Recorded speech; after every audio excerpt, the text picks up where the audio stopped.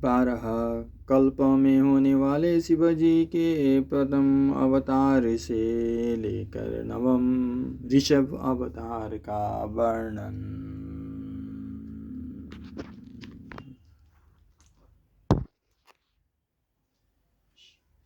नंदीश्वर जी कहते हैं, सर्वज्ञ सनत कुमार जी, एक बार रुद्र ने हर्षित होकर ब्रह्मा जी से शंकर के चरित्र का प्रेम पूर्वक वर्णन किया था। वो चरित्र सदा परम सुखदायक है, उसे तुम श्रवण करो। चरित्र इस प्रकार के शिवजी ने कहा था। ब्राह्मण 12 कल्प के 7वें मनवंतर में संपूर्ण लोगों को प्रकाशित करने वाले भगवान कल्पेश्वर जो तुम्हारे प्रपौत्र हैं, वैवस्वत मनु के पुत्र होंगे। तब इस मनवंतर की चतुर्युगियों के किसी द्वापर युग में मैं लोकों पर अनुग्रह करने तथा ब्राह्मणों की हित करने के लिए प्रकट होऊंगा।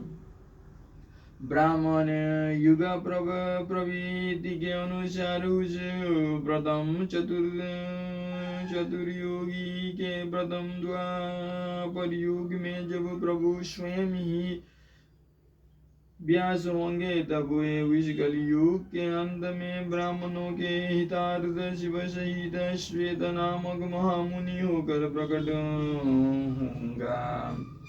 उस समय शिवालय के रमणीय शिखर छागल नामक पर्वत श्रेष्ठ पर मेरे शिखाधारी 4 शिष्य उत्पन्न होंगे। उनके नाम होंगे श्वेत, श्वेतशिख, श्वेताक्ष और श्वेतलोहित। वे चारों ध्यान योग के आश्रय से मेरे नगर में जाएंगे। वहां वे मुझ अविनाशी को तत्वत जानकर मेरे भक्त हो जाएंगे तथा जन्म जरा और मृत्यु से रहित होकर ब्रह्म की समाधि में लीन रहेंगे। वत्स पितामह, इस समय मनुष्य ध्यान के अतिरिक्त दान धर्म आदि कर्म हेतु साधनों द्वारा मेरा दर्शन नहीं पा सकेंगे।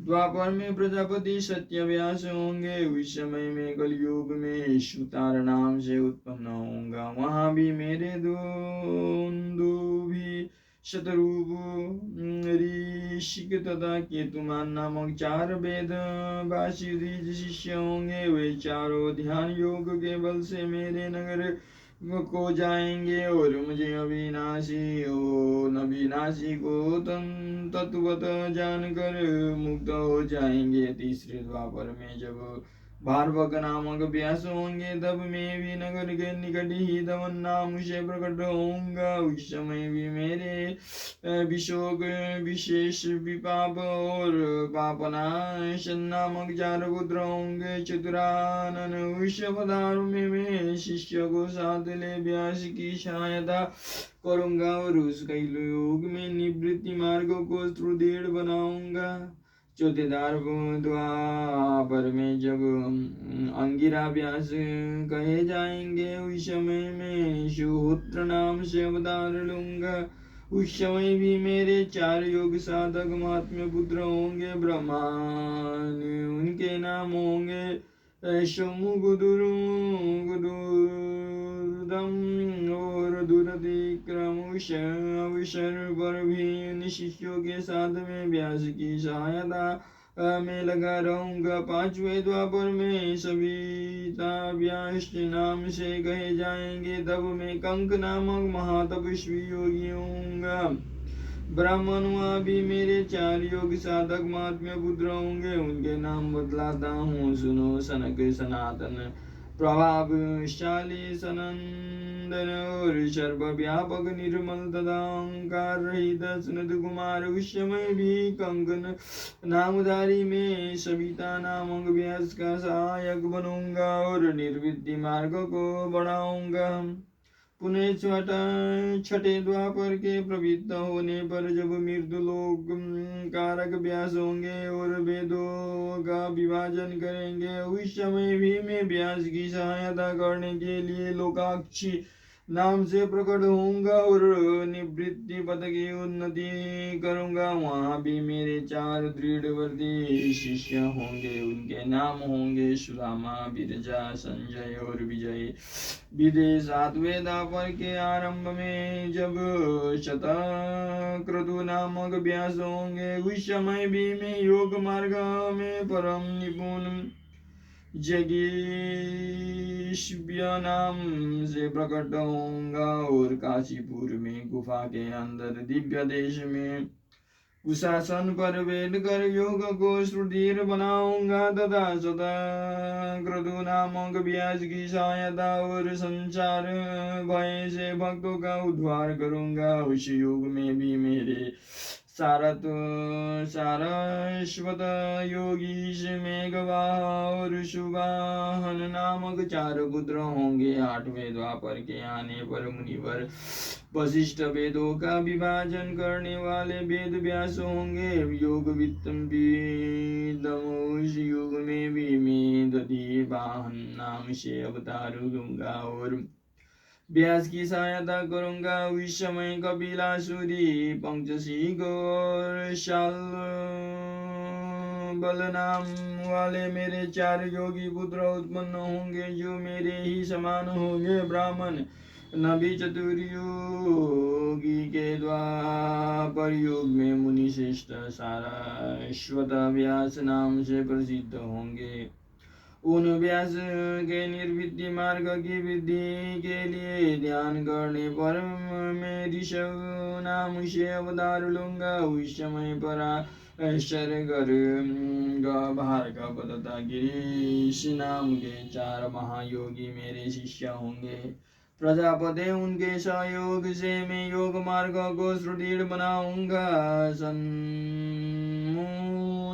इस प्रकार में व्यास का सहायक बनूंगा। ब्राह्मण उसी रूप में मैं बहुत से दुखी भक्तों पर दया करके उनका भव सागर से उद्धार करूंगा। मेरा और ऋषभ नामक अवतार योग मार्ग का प्रवर्तक सारस्वत व्यास के मन को संतोष देने वाला और नाना प्रकार से रक्षा करने वाला होगा।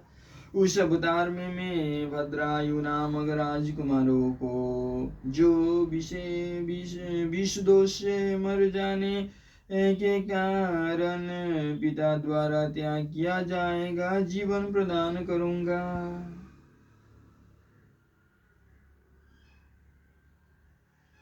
तदनंतर उस राजपुत्र की आयु के 16वें वर्ष में ऋषभ ऋषि जो मेरे ही अंश है उसके घर पधारेंगे। प्रजापति उस राजकुमार द्वारा पूजित होने पर वे सद्रुपधारी कृपालु मुनि उसे राजधर्म का उपदेश करेंगे। तत्पश्चात वे दीनवत्सल मुनि हर्षित चित्त से उसे दिव्य कवच, शंख और संपूर्ण शत्रुओं का विनाश करने वाला एक चमकीला खड्ग प्रदान करेंगे। फिर कृपा पूर्वक उसके शरीर पर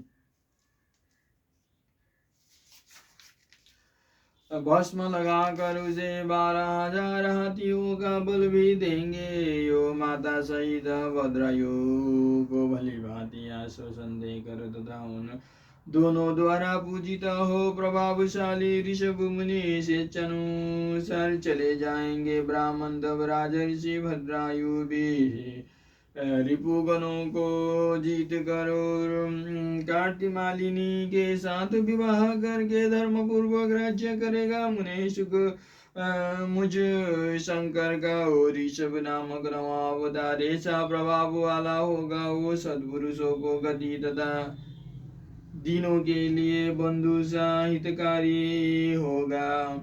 मैंने उसका वर्णन तुम्हें सुना दिया। यह ऋषभ चरित्र परम पावन महान तथा स्वर्ग ऐश्वर आयु को देने वाला है, अतः इसे प्रयत्न पूर्वक सुनाना चाहिए।